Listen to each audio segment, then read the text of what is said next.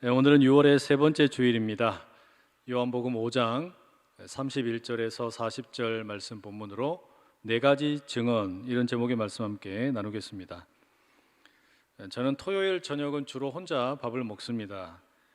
말씀을 준비하면서 간단하게 해결을 하는데요. 주로 컵라면 먹거나 아니면 교회 인근의 식당에서 밥을 먹습니다. 언젠가 토요일 날 식당을 갔습니다. 아무도 모르게 간단히 먹으러 갔죠. 그런데 누군가가 저에게 다가오더니 목사님 이럽니다. 이럴 때 참 여러분 난감해요. 혼자 조용히 왔는데 계획이 틀어져 버린 것이죠. 그런데 이게 누구였냐면 주일 3부 예배에 드럼을 치는 우리 청년이었습니다. 이 친구가 저를 부르더니 부끄러워하면서 목사님, 제가 저녁 식사를 계산했습니다, 이렇게 말하는 거예요. 이제 더 난감해지더라고요. 제가 알기로 이 친구가 서울 예대 학생인데 그 드럼을 전공하고 있어요. 근데 이 친구가 전라도 시골에서 올라왔습니다. 부모님은 개척교회를 하고 계세요. 그러면 당연히 형편이 넉넉하지 않겠죠. 제가 사줘도 모자랄 판에 벼룩의 간을 빼먹는 것도 아니고 어떻게 이럴 수 있냐는 말이죠. 근데 소용이 없습니다. 이미 계산이 끝났으니까요. 이 친구가 말하기를 시골에 계시는 아버지 생각나서 밥 샀다는 겁니다. 정말 폭풍 감동이었어요. 여러분, 제가 이 이야기를 왜 하겠습니까? 이 친구가 참 좋은 형제다, 제가 증언을 하는 겁니다. 밥을 사서 좋다라는 말이 아니고 그냥 그 마음 씀씀이가 곱지 않습니까? 기도를 많이 해주십시오. 좋은 뮤지션 될 수 있도록 여러분이 많이 기도해 주시면 참 좋겠습니다. 이 자리에서 하나 더 말씀드리면 제가 이 친구에게 꼭 밥을 사도록 하겠습니다. 여러분 모두가 증언이 되어주시면 좋겠어요. 여러분, 이처럼 이 증언이라고 하는 게 참 묘한 힘이 있습니다. 올바른 증인이 있게 되면 우리가 어떤 사람의 사람 됨됨이를 알기 쉽습니다. 올바른 증언이 있으면 좋은 남자친구, 좋은 여자친구도 만날 수 있겠죠. 올바른 증인이 있으면 억울한 재판을 막을 수 있습니다. 올바른 증인이 있으면 바른 판단이 가능하고 진리가 승리할 수 있습니다. 그런 이유 때문인지 모르지만 요한복음은 특별히 이 법정인 이미지가 참 많이 소개되고 있습니다. 그 내용을 소개하기 위해서 우리가 지난 시간 내용을 좀 살펴볼 필요가 있겠어요. 예수님께서는 유대인 종교 지도자들에게 하나님과 예수님이 딱 달라붙어 있다, 사실상 하나다, 이런 이야기를 하셨어요. 그래서 예수님은 아무렇게나 마음대로 무턱대고 행동하시는 게 아니라 하늘 아버지가 행하시는 일을 그대로 하신다, 이런 이야기를 하셨죠. 다시 말하면 아들은 아버지에게 전적으로 의존하고 있다, 이런 이야기를 하셨습니다. 하나님 아버지께서 생명을 살리는 일을 하시고 심판하는 일을 하시기 때문에 예수님께서도 그대로 생명을 살리는 일과 심판하는 일을 하고 계신다라고 말씀하셨죠. 그게 안식일 날 38년 된 병자를 고치신 이유였습니다. 그리고 그를 성전에서 다시 만났을 때 죄를 짓지 말라 말씀하신 이유였습니다. 그런데 여러분, 오늘 본문 31절을 읽어보시면 조금은 이상한 내용이 나옵니다. 내가 만일 나를 위하여 증언하면 내 증언은 참되지 아니하되 나를 위하여 증언하시는 이가 따로 있으니 나를 위하여 증언하시는 그 증언이 참인 줄 아노라.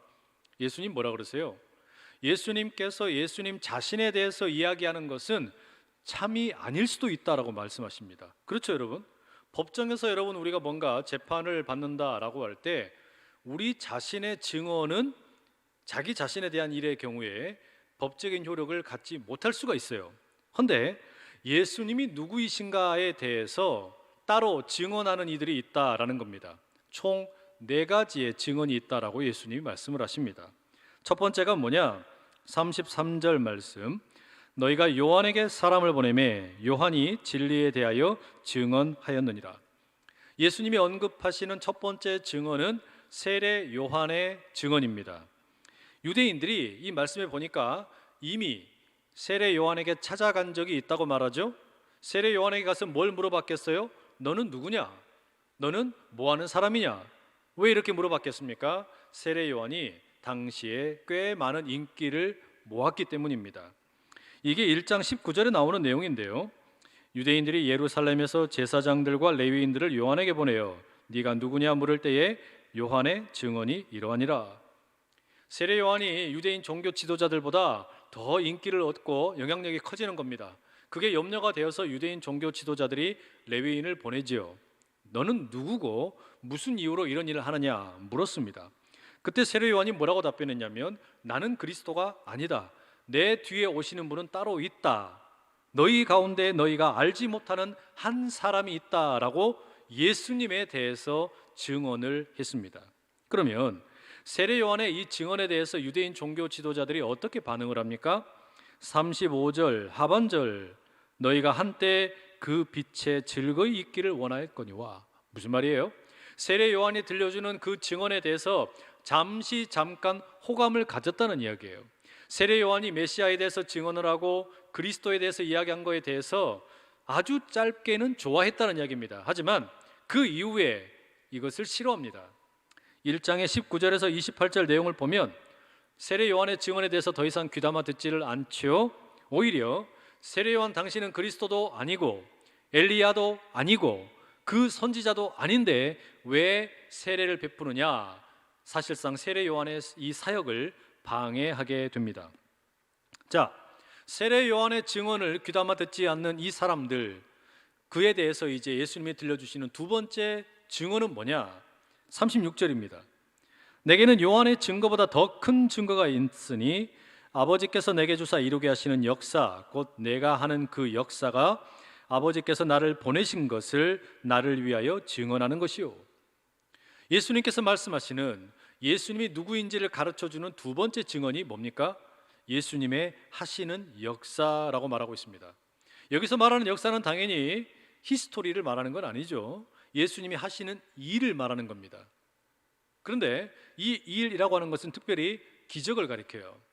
예수님이 행하신 기적, 이걸 보면 예수님이 누구인지를 알게 된다는 이야기입니다. 예수님이 보여주시는 기적은 곧 예수님이 누구인지를 보여주는 증언이 된다, 이런 이야기죠. 하지만 더 넓은 의미에서는 기적뿐만 아니라 예수님이 하시는 모든 말씀과 삶의 모든 것이 다 예수님이 누구인지를 보여줍니다. 다시 말하면 예수님과 하나님의 관계가 어떻게 되는지, 예수님이 왜 이 땅에 오셨는지를 예수님의 삶이 증거가 되어서 보여준다라는 겁니다. 그러면 세례 요한의 경우에 세례 요한의 증언을 거부했던 이 유대인 종교 지도자들, 이들이 예수님이 보여주시는 삶에 대해서는 어떻게 반응합니까? 역시 부정적입니다. 2장 23절에서 25절에 보면 예수님께서 유월절에 예루살렘에서 여러 일들을 행하셨다라는 기록이 나옵니다. 그 예수님의 이적을 보고 수많은 사람들이 예수님을 믿었대요. 그런데 그 중에는 믿지 않는 사람들도 많이 있었다라는 기록이 나옵니다. 그게 누구겠어요? 유대인 종교 지도자들입니다. 앞서 살펴본 것처럼 베데스다 연못가에 38년 된 병자를 고치신 것도 마찬가지입니다. 38년 된 병자를 고쳤음에도 그것을 통해서 예수님이 누구이신가를 깨닫기보다는 안식일 규정을 트집 잡아서 예수님을 비난하고 있지 않습니까? 자, 여러분, 정리해 보면 이 유대인들은 세례 요한의 증언도 배척을 하고 예수님이 삶으로 보여주신 것도 다 배척을 하고 있는 거예요. 자, 그러자 예수님이 들려주시는 세 번째 증언이 있습니다. 37절, 또한 나를 보내신 아버지께서 친히 나를 위하여 증언하셨느니라. 너희는 아무 때에도 그 음성을 듣지 못하였고 그 형상을 보지 못하였으며. 여러분, 이 구절을 보니까 세례 요한의 증언 말고, 예수님이 보여주신 삶의 증언 말고 또 다른 증언이 있는데 이게 누구예요? 하나님 아버지의 증언이라고 말하고 있습니다. 아니, 그러면 하나님께서 직접 유대인들에게 뭔가 증언을 하신 적이 있느냐? 그건 아니죠. 여기서 말하는 하나님 아버지의 증언이라고 하는 것은 세례 요한의 증언 배후에, 예수님의 삶의 배후에 하나님께서 증언하고 계신다라는 이야기입니다. 달리 말하면 세례 요한이 들려주는 그리스도가 온다, 또 너희들 가운데 그분이 계신다, 이 이야기를 통해서 하나님을 보여주시고 예수님을 보여주시는 게 누구냐? 사실은 하나님이란 이야기예요. 예수님이 기적을 베푸시고 삶을 통해서 보여주시는 여러 모습들, 그걸 통해서 하나님이 누구이신지, 예수님이 누구이신지 이걸 보여주는 주체도 누구라는 겁니까? 하나님이시라는 말입니다. 그러니 세례 요한의 증언이나 예수님의 삶의 증언, 그것은 곧 하나님의 증언이 되는 겁니다. 그런데 안타깝게도 세례 요한의 증언을 거절했고 예수님의 삶의 증언을 거절했다는 것은 결국 하나님의 증언까지도 다 거절했다라는 말이 되겠지요. 다시 말하면 세례 요한과 예수님의 삶을 통해 들려주는 모든 증언이 유대인들에게는 하나도 하나님의 목소리로 들리지 않았고 하나님의 형상으로 나타나지를 못했다라는 이야기예요. 자, 이렇게 세 가지 증언이 소용이 없게 되어버렸습니다. 세례 요한의 증언도 소용이 없어요. 예수님의 삶의 증언도 소용이 없어요. 그리고 이 둘 속의 배후에 있는 하나님의 증언도 소용이 없게 된 겁니다. 이제 하나 남았죠? 마지막은 뭐냐? 39절과 40절입니다. 너희가 성경에서 영생을 얻는 줄 생각하고 성경을 연구하거니와 이 성경이 곧 내게 대하여 증언하는 것이니라. 그러나 너희가 영생을 얻기 위하여 내게 오기를 원하지 아니하는도다. 자, 네 번째 예수님이 말씀하시는 증언, 성경입니다. 성경이 곧 예수님이 누구인지를 증언하고 있다라고 말씀하고 계시는 거예요. 문제는 유대인 종교 지도자들도 성경을 너무너무 많이 읽습니다. 연구를 많이 했어요. 그런데 안타깝게도 이 사람들은 그렇게 성경을 가까이 하면서도 성경이 증언하는 예수님을 보지 못하는 겁니다. 이게 안타까운 일이죠. 사실상 여러분, 이게 핵심입니다. 무슨 말이냐면 성경을 보면서도 성경이 가리키고 있는 예수님을 보지 못하는 것, 그러면 여러분 세례 요한의 증언도 들리지가 않는 것이고 예수님의 삶의 증언도 하나도 들리지가 않는 겁니다. 그리고 그 배후에 있는 하나님도 보이지가 않는 거예요. 결국 여러분, 결론적으로 예수님을 믿느냐 믿지 못하느냐, 이 갈림길에 놓인 건 뭐냐? 성경의 해석에 달려있는 일이에요. 성경을 읽을 때마다, 물론 이건 여러분 구약 성경이겠죠. 성경을 읽을 때마다 예수님이 보이면 그는 제대로 성경을 읽고 있는 것인데, 성경을 아무리 읽어도 예수님이 보이지 않으면, 예수님을 만나지 못하면 그는 성경을 제대로 읽고 있는 게 아니라는 이야기죠. 여러분, 이게 참 중요합니다. 그런데 유대인들의 경우를 가만히 보십시오. 왜 이들은 성경을 그렇게 많이 읽고 예배를 드리고 기도를 하고 찬양을 하는데도 불구하고 세례 요한의 증언, 예수님의 삶의 증언, 그 배후에 있는 하나님의 증언, 성경의 증언까지 이걸 다 받아들이지 못하고 거절하는 이유가 뭘까요? 왜 거절하는 걸까요? 그 이유가 궁금하지 않습니까? 42절 보십시오. 너무 중요한 말씀입니다. 우리 함께 같이 읽어보실게요. 시작. 다만 하나님을 사랑하는 것이 너희 속에 없음을 알았노라. 다만 하나님을 사랑하는 것이 너희 속에 없음을 알았노라. 무슨 이야기입니까, 여러분? 성경을 읽어도 하나님을 사랑하는 마음 없이 읽을 수 있다는 이야기고, 수많은 증인들의 증언을 듣는데도 하나님의 사랑 없이 듣게 되면 하나님의 계획이, 하나님의 뜻이 무엇인지 모른다는 이야기예요. 이게 여러분 너무나 충격적인 겁니다. 아무리 성경을 많이 읽어도 우리 마음에 하나님을 향한 사랑이 없으면 헛것이란 말이죠. 안식일을 아무리 잘 지켜도, 율법에 나오는 모든 규정을 다 지켜도, 할례를 받아도 사랑이 없으면 다 헛것이란 이야기예요. 고린도전서 13장의 말씀처럼 사랑이 없으면 아무것도 아니다는 이야기입니다. 그 말씀 아닙니까, 여러분? 그런데 여러분, 이게 오늘 우리에게도 동일한 말씀입니다. 이 유대인 종교 지도자들에게만 이 말씀이 해당하는 게 아니라 오늘 우리에게도 해당한다는 이야기예요. 무슨 말이냐면 사랑이 없이도 우리가 목사가 될 수 있어요.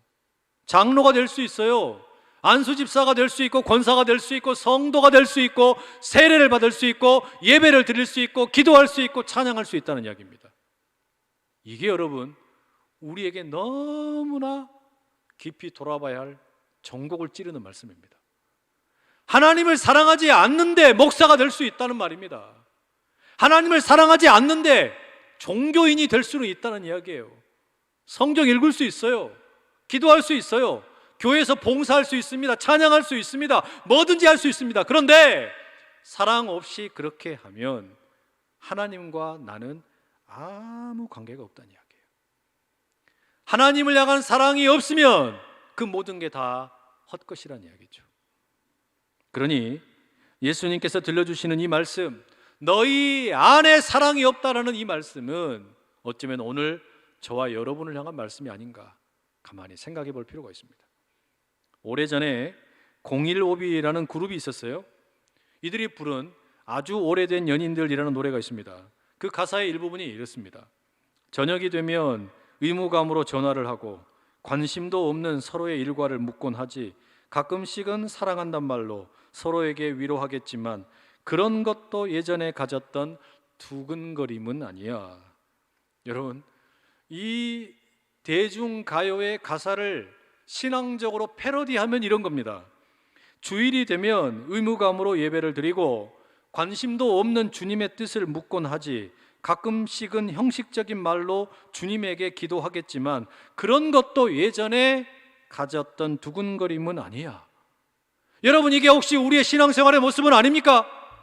돌이켜놓고 보니까 하나님을 사랑하는 것이 너희 속에 없다라는 예수님의 이 말씀이 혹여 지금 우리의 모습 아니냐 이 말이에요. 예배를 드리러 앉아 있는데, 찬양하고 있는데, 기도하고 있는데, 설교하고 있는데 우리 속에 하나님을 향하는 사랑이 없다면 이것만큼 울리는 꽹과리가 될 뿐이 아닌 게 뭐가 있겠냐는 말이죠. 그러면서 여러분, 우리 주님이 덧붙이시는 말씀이 있어요. 44절입니다. 너희가 서로 영광을 취하고 유일하신 하나님께로부터 오는 영광을 구하지 아니하니 어찌 나를 믿을 수 있느냐. 이처럼 여러분, 우리 안에 사랑이 없게 될 때 무슨 일이 일어나냐? 엉뚱한 영광을 구한다는 겁니다. 우리 안에 하나님을 향한 사랑이 없게 되면 하나님으로부터 오는 영광에는 관심이 없고 사람들 사이에서 서로 가운데에서만 영광을 구한다라고 말하고 있습니다. 사람들로부터만 영광을 구한다는 거예요. 하나님이 주시는 영광에는 관심이 없다는 이야기입니다. 여러분, 이게 뭘 말하는 거냐면 하나님을 향하는 사랑이 없게 되면 우리가 우리 자신을 사랑하는 이 자기 사랑하는 게 왜곡될 수 있다는 이야기예요. 물론 우리는 우리 자신을 사랑해야만 합니다. 우리 자신을 소중하게 생각을 하고 우리 자신에 대해서 늘 건강한 마음을 가져야 합니다. 그런데 예수님은 왜 우리가 자기 영광을 구한다라는 거, 서로에게 영광을 구한다는 거, 달리 말하면 자기를 사랑하는 거에 대해서 비판적으로 말씀하시는 걸까요? 사실 여러분, 우리가 누구에게나 좀 잘 보이고 싶고 돋보이고 싶고 다른 사람보다 더 우월하다라는 그런 어떤 마음을 갖고 싶은 게 본능 아닙니까? 바로 그런 이유 때문에 학생들은 성적을 잘 받으려고 그러고 여성이나 남성이나 누구나 다 할 것 없이 조금이라도 더 예뻐 보이려고 막 하잖아요. 안 그렇습니까? 몸매도 가꾸려고 그러고 복근도 만들려고 그러고. 운동선수들은 어떻습니까? 조금이라도 더 좋은 기록 만들려고 애를 씁니다. 기업하는 사람들은, 장사하는 사람들은 더 많은 매출을 남겨서 경쟁해서 이기려고 한다는 말이에요. 교회에서는 거룩한 욕심으로 장로가 되려고 한다라는 말이에요. 여러분, 아니 우리가 이런 모든 것들을 다 나쁘다고 말할 수 있습니까? 없잖아요. 이런 것들을 다 우리가 나쁘다고 말하면 곤란합니다. 그러면 왜 예수님께서 서로에게서만 영광을 구하고 하나님으로부터 오는 영광을 구하지 않는다 이렇게 말씀하시는 걸까요? 그 이유가 뭐겠습니까? 그것은 자기 자신을 사랑하는 것이 하나님을 사랑하는 것보다 우선되어 버리면 그 자기 사랑이 왜곡될 수 있다는 이야기예요. 하나님을 사랑하는 것이 우선되어야만 내가 나를 사랑하는 것이 건강한 자기 사랑이 된다라는 이야기입니다. 여러분, 이게 무슨 이야기겠습니까? 내가 하나님을 사랑한다라는 거, 그것은 하나님 앞에 나를 세우는 일입니다. 하나님 앞에 나를 세운다, 그것은 하나님 앞에 서놓고 보니까 내가 얼마나 보잘것없는 존재인지, 연약한 존재인지, 허물이 많은 존재인지 이것을 깨닫게 되는 걸 이야기합니다. 이걸 알고 나면 내가 나를 위해서 영광을 구하는 게 얼마나 어리석은 일인지를 깨닫게 됩니다. 하나님 없이 서로로부터 내 영광을 구한다는 거, 여러분 이게 뭔 줄 아세요? 히브리 말로 영광을 카보드라고 말합니다. 이게 무게 또는 무겁다 이런 뜻이 있어요. 그러면 하나님 없이 나의 영광을 사람들로부터 구한다라는 것은, 이 영광을 구한다라는 것은 나의 어깨 위에다가 무거운 것을 계속해서 쌓아놓는다는 이야기예요. 내 어깨 위에다가 무거운 것을 계속해서 쌓다 보면 어떻게 되겠습니까? 견디지 못하겠죠. 무너지는 겁니다. 우리가 흔히 하는 말로 왕이 되고 싶으면 왕관의 무게를 견뎌라, 이런 얘기 우리 들어보지 않습니까? 어느 분야에서든지 최고가 되고 싶다면, 혹은 챔피언이 되고 싶다면 그 챔피언의 벨트의 무게를 견디라는 겁니다. 사실 그렇기 때문에 여러분, 챔피언이 되는 것보다 챔피언의 자리를 지키는 게 훨씬 더 어려운 일 아닙니까? 그런데 우리가 우리 자신의 영광을 구하는 게 마치 그와 같다라는 거예요. 사실은 우리 스스로가 견딜 수 없는 무게를 스스로 구하고 있다라는 이야기예요. 영광을 구한다라는 거, 무거운 걸 구하는 겁니다. 무거운 걸 구해서 자기 어깨 위에 올려놓는 거예요. 머리 위에 올려놓는 거예요. 그걸 견딜 수 있느냐? 하나님의 말씀이 뭡니까? 예수님의 말씀이 뭡니까? 너희들은 그거 견딜 수가 없다라고 말하는 겁니다. 우리가 견디지 못할 것을 스스로 다른 사람들로부터 구하고 있다라는 이야기예요. 여러분, 하나님의 영광을 구하지 아니하고 나의 영광을 다른 사람들로부터 구한다라는 것, 이와 같은 겁니다. 나도 견디지 못할 거면서 무거운 걸 점점 쌓아놓는 거예요. 그런데 여러분, 하나님의 영광을 구한다는 건 그럼 뭘까요? 우리가 흔히 유명한 연예인들이 무슨 영화 시상식이나 시상식 같은 데서 대상을 받거나 이런 뭐라 그래요? 하나님께 영광을 올려드립니다. 크리스찬들이 그런 이야기 많이 하죠. 또는 뭔가 좋은 일이 있을 때 하나님께 영광 올려드립니다. 여러분, 이게 무슨 뜻이겠습니까? 내가 좋은 일이 있어서 기쁜 일이고 자랑할 만한 일인데 이 자랑의 무게를 내 어깨 위에 올려놓지 않고 하나님의 어깨 위에 올려놓겠다는 이야기예요. 다시 말하면 하나님의 영광을 구한다라는 것은 하나님만 좋은 거 독차지하시라는 이야기가 아니라 나의 무게를 덜어놓는 겁니다. 내가 짊어져야 될 무게를 하나님이 대신 지신다는 거예요. 여러분, 내가 좋은 일이 있을 때에도 하나님께 영광 올려드리고 내가 어려운 일이 있을 때에도 하나님께 맡겨드리는 거예요. 그런데 우리는 어떻게 하는 겁니까? 무거운 거, 내가 생각할 때 나에게 좋지 않은 일만 하나님께 맡겨놓으려고 그래요. 그런데 실상은 어떠냐? 나에게 어려운 일이든 나에게 좋은 일이든 모든 것을 하나님께 맡겨놓는 것이 참 지혜라는 겁니다. 이게 진정으로 나를 사랑하는 법이라는 이야기예요. 여러분, 그게 성경의 증언이고 하나님의 증언이고 세례 요한의 증언이고 예수님의 삶의 증언입니다. 무슨 말입니까? 하나님의 영광이 드러나는 가장 분명한 자리가 어디냐면 십자가예요. 여러분, 십자가 가장 무거운 자리입니다. 십자가, 우리가 짊어질 수 없는 죄의 무게를 예수님이 대신 짊어진 자리예요. 그렇기 때문에 십자가의 자리에는 하나님의 영광이 가장 선명하게 드러난 자리예요. 그 십자가의 자리에서 예수님이 나를 대신하여 그 무거운 것을 짊어지셨다는 이야기예요. 그런데 여러분, 예수님께서는 그렇게 십자가를 짊어지심으로 하나님의 영광이 무엇인지를 우리에게 보여주신 겁니다. 그러면 내가 예수를 믿게 된 이후에 누리게 되는 게 뭡니까? 자유함입니다. 내 스스로 짊어지지 못할 무거운 것을 어깨에 짊어지고 낑낑거리며 살아가는 것이 아니라 하나님에게 나의 좋은 것이든 나에게 연약한 것이든 다 맡겨드리는 겁니다. 그래서 세례 요한이 뭐라고 고백했습니까? 보라, 세상 죄를 지고 가는 하나님의 어린 양이로다. 세상 죄를 지고 가는, 무거운 것을 지고 가는 하나님의 어린 양 예수 그리스도가 저기 가신다라고 말한 겁니다. 그런데 유대인 종교 지도자들은 그걸 보지 못한 거예요. 그 영광을 자신들이 누리기를 원했던 겁니다. 짊어지지도 못할 거면서, 죄의 짐도 짊어지지 못할 거면서, 자기들의 영광 짊어지지도 못할 거면서 그걸 구하고 있었다는 이야기죠. 여러분, 자신 있습니까? 여러분의 죄의 짐을 짊어질 자신 있습니까? 여러분의 인생의 그 많은 영광 홀로 짊어질 자신이 있냐는 이야기예요. 없어요. 우리는 그 자신이 없다는 이야기예요. 그렇기 때문에 우리에게 필요한 게 뭡니까? 하나님을 사랑하는 법입니다. 하나님을 사랑한다는 것은 하나님께서 우리에게 보내주신 예수님을 사랑하는 것이고, 예수님의 십자가에 나타난 십자가의 무게를 바라보며 감격하며 나가는 거예요. 여러분, 이 은혜가 오늘 우리 가운데 있기를 간절히 축복합니다. 그렇기 때문에 성경을 통하여 예수님을 보는 사람, 세례 요한과 같은 수많은 믿음의 선진들의 증거를 통하여 예수님을 보는 사람, 성경에 기록된 예수님의 삶을 통하여 예수님의 삶을 보는 사람, 그는 자기 영광을 구하지 아니하고 하나님의 영광을 구하게 되는 줄로 믿습니다. 바로 그때 우리에게 진정한 영생의 삶이 시작이 되는 것이고, 진리가 주어지는 것이고, 누구도 빼앗아갈 수 없는 자유와 평안함이 임하게 되는 줄로 믿습니다. 하나님의 영광을 구하는 자는 진정으로 살게 됩니다. 하나님을 사랑하는 자는 진정으로 살게 되는 겁니다. 예수의 십자가를 바라보는 자는 진정한 삶이 시작되는 줄로 믿습니다. 기도하겠습니다. 사랑하는 주님, 오늘도 성경을 통해 우리에게 말씀하시고 여러 증인들을 통해 하나님의 마음을 깨닫도록 도우심에 감사를 드립니다. 하지만 안타깝게도 우리는 하나님을 사랑하는 마음이 때때로 메말라 버립니다. 하나님의 영광이 아니라 우리 자신의 영광을 구할 때가 많습니다.